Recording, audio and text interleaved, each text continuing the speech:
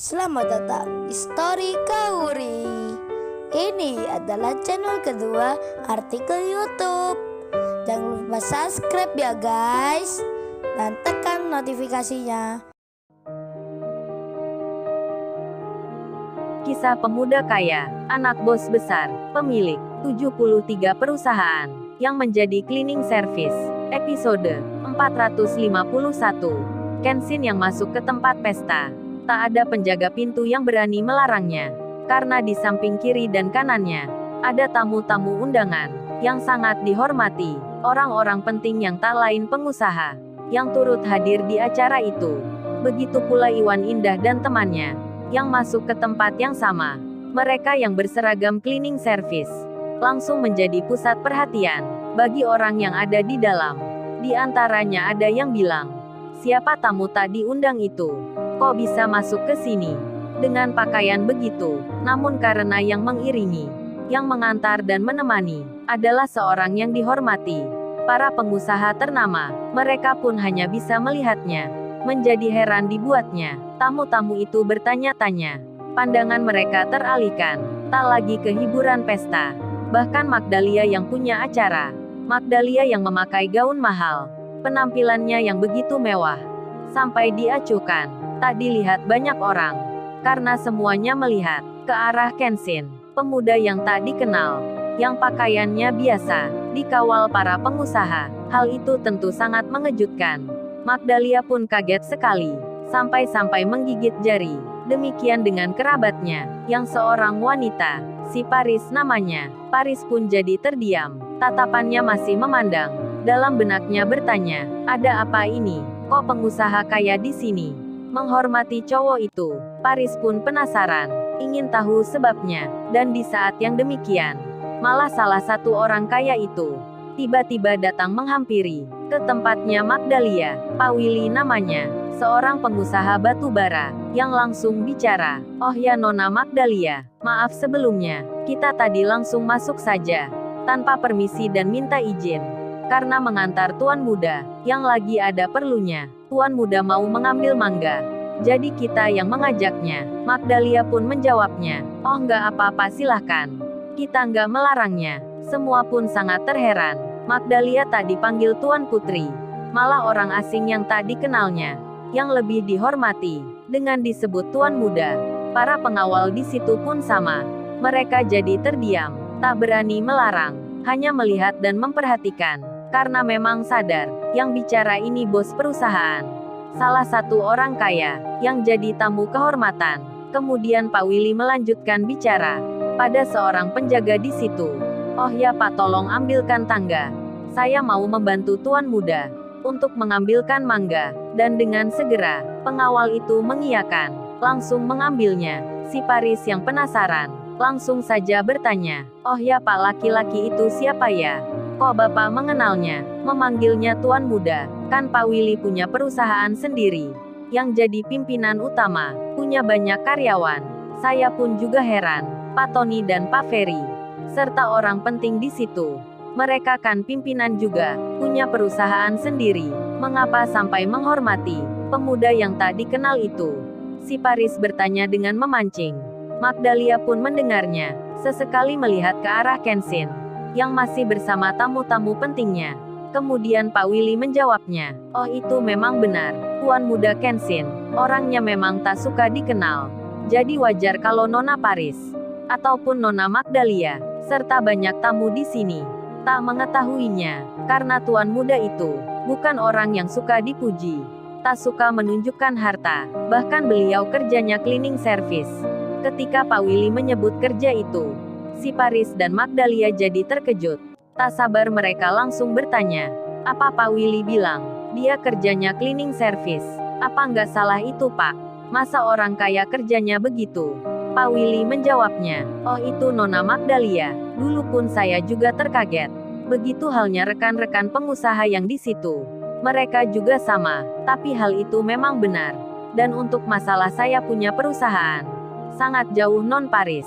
Kalau dibandingkan dengan tuan muda itu, kita nggak ada apa-apanya. Hanya sebatas pengusaha biasa. Jawaban Pak Willy begitu singkat. tak menjelaskan lengkapnya. Kemudian pengawal di situ bilang, "Ini Pak, tangganya sudah siap." Pak Willy malah bicara, "Kalau gitu sini biar saya bawa sendiri." Magdalia dan Paris lagi-lagi dibuat tak mengerti. Mereka sangat tak percaya, orang kaya seperti Pak Willy bersedia membawakan tangga, mengangkatnya sendiri. Padahal dia pengusaha, dihormati banyak orang. Kemudian Pak Willy langsung saja berjalan ke arah Kenshin, meninggalkan Magdalia dan Paris. Tentu saja hal tersebut membuat tamu-tamu di situ semakin bertanya-tanya. Mereka banyak ingin tahu tentang kejadian itu. Lalu salah satu pengawal Magdalia bicara, "Tuan Putri, saya kira ini sesuatu yang bukan main-main." Sepertinya benar kata Pak Wiranto tadi, yang bilang ada pengacara terkenal yang bernama Bang Hotman, lewat telepon video langsung memanggil tuan muda ke laki-laki itu. Magdalia pun mengerti, kini merasa percaya, tak meremehkan lagi akan keberadaan Kenshin. Begitu pula dengan Paris saudaranya, Paris yang cewek borjuis, kini pun juga sadar kalau cowok itu benar-benar menjadi perhatian. Meskipun demikian, Paris belum mengetahui akan Kenshin sebenarnya. Sementara itu, Iwan Indah dan ibunya sudah di bawah pohon mangga. Begitu pula Kenshin. Kenshin sangat senang sekali melihat mangga di hadapannya yang nampak berbuah lebat. Lalu Iwan bicara, "Kalau gitu gua tak naik ke atas bro. Akan aku ambilkan yang itu.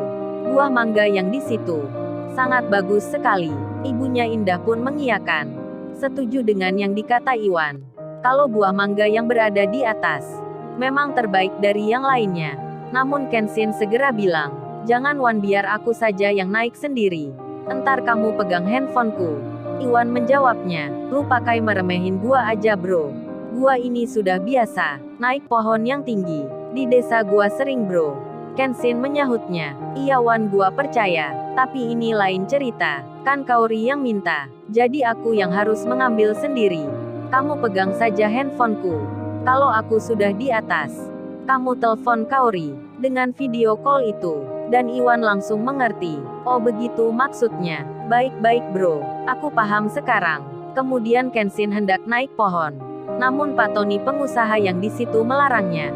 Pak Tony itu bicara, "Tunggu-tunggu tuan muda, baiknya pakai tangga. Jangan naik tanpa bantuan. Nanti kalau ada apa-apa, kita semua di sini yang bersalah." Begitu pula orang-orang penting yang di situ. Mereka juga berkata sama. Indah dan ibunya pun dari tadi sangat terheran melihat Kenshin yang sangat dihormati oleh orang yang ada di sekitarnya. Indah dalam hatinya berkata, merasa takjub dirinya tentang tuan muda Kenshin yang baru dikenalnya. Kemudian Pak Willy datang dengan membawa tangga. Kenshin pun dipersilahkan, dan dengan segera Kenshin naik sendiri ke atas pohon mangga. Iwan pun langsung saja diminta Kenshin menelpon Kaori. Di saat itu, di waktu 1 jam sebelumnya, Kaori bilang ke Lala, "Oh yalah, apa menurutmu? Kenshin akan dapat tidak ya buah mangganya?" Lala temannya pun menjawabnya, "Aku rasa sulit Kaori. Karena bulan-bulan ini, biasanya banyak orang yang jual buah jeruk atau rambutan, anggur dan alpukat. Kan sekarang lagi musim buah itu. Jadi mungkin suami kamu akan sulit mencarinya. Mungkin juga nggak akan dapat.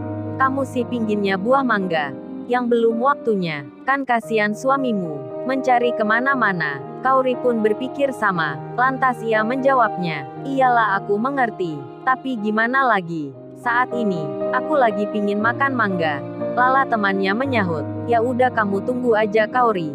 Barangkali ada keajaiban. Pangeran kamu akan mendapatkan apa yang kamu inginkan." Kemudian, setelah 1 jam berlalu, handphonenya Kaori berdering. Dilihat Kenshin yang menelponnya. Kaori pun mengangkatnya. Terkejut dirinya. Terkagetnya tak terkira. Tiba-tiba Kenshin suaminya berada di pohon mangga yang banyak buahnya. Lala pun melihat pula. Tak percaya dibuatnya. Di saat yang demikian, Paris dan Magdalia pun sama.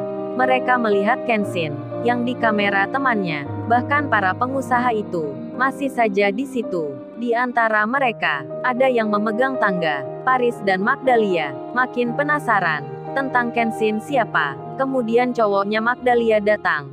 Langsung saja bilang, "Sayang, ngapain kamu lihat laki-laki itu? Sama seperti yang lainnya. Bukankah dia tidak kamu undang? Ngapain juga nggak kamu larang? Cowoknya itu merasa cemburu. Magdalia pun menjawab, ya coba aja kamu larang. Apa kamu berani? Sedang di situ ada Pak Willy, ada Pak Reddy, pimpinan-pimpinan perusahaan, yang menyambutnya, yang menghormatinya. Mendengar hal itu, cowoknya pun terdiam, tak bisa menjawabnya. Sedang di lain tempat, Kaori tersenyum senang, nampak bahagia sekali. Apa yang diinginkan, akhirnya didapatkan. Kaori melihat Kenshin, yang memetik mangga, tak sabar ingin memakannya. Lalu, bagaimana kisah selanjutnya? Subscribe channel ini, untuk episode berikutnya. Terima kasih. Jangan lupa ya guys, untuk kelanjutan ceritanya ada di channel Story Kaori. Jangan lupa subscribe ya guys, dan tekan notifikasinya